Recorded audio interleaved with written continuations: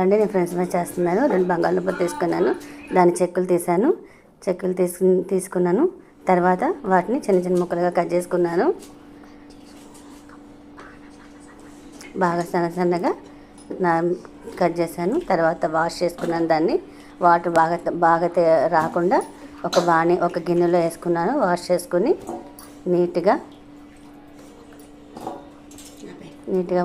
Wash చేశానండి. ఇప్పుడు Lay's pad తీసుకున్నాను. లేస్ ప్యాడ్ తీసుకుని దాన్ని బాగా మ్యాష్ చేశాను. బాగా మెత్తగా పొడిలాగా మ్యాష్ చేస్తాను. బాగా చేసుకున్నాను. పొడి బాగా ఎలా అంటే బాగా పొడిగా అవ్వాలి. ఇప్పుడు ఆ లేస్ ప్యాడ్ ఒక ప్లేట్ తీసుకున్నాను. లేస్ ప్యాడ్ చింపి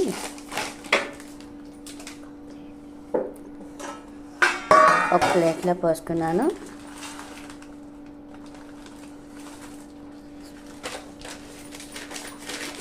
చూసారు కదా, దాన్ని బాగా మ్యాష్ చేశాను. బాగా పొడి మెత్తగా అయిపోయింది అది బాగా. దీంట్లో ఇప్పుడు ఆలూలో సాల్ట్ వేసుకున్నాను. కొంచెం దాంట్లో కారం వేసుకున్నాను.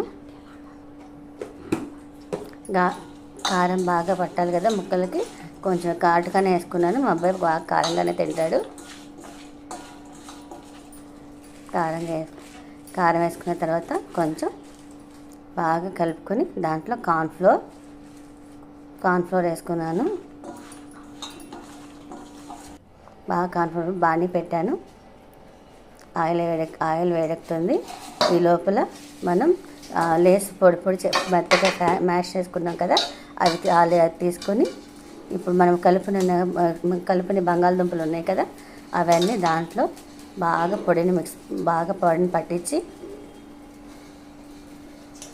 పట్టించిన తర్వాత అవన్నీ అన్ని ముక్కల్ని చక్కగా ఆ పొడిలో బాగా కలుపుకొని పక్కన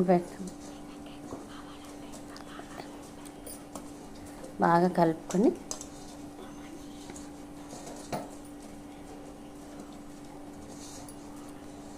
ఇలా ముక్కలకి బాగా లేసంతా ముక్కలు బాగా పట్టించినాక ఇప్పుడు బాణీలో నూనె వేడెక్కింది. మనం ఈ బాణీలో వేసేసుకుందాము.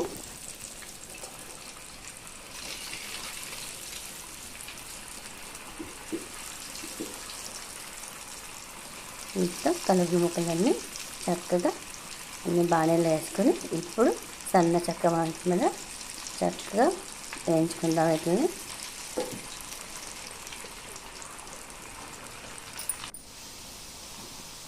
చూస్తారు కదా, చక్కగా చూడటానికి పిల్లలకి బాగా నచ్చుతాయండి.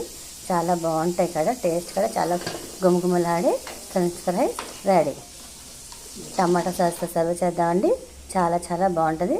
మా అబ్బాయికి అయితే చాలా ఇష్టం, బాగా తింటాడు కూడా. గుమగుమలాడే ఫ్రెంచ్ ఫ్రైస్ రెడీ అండి. నా స్టైల్లో గుమగుమలాడే ఫ్రెంచ్ ఫ్రైస్ ఇది.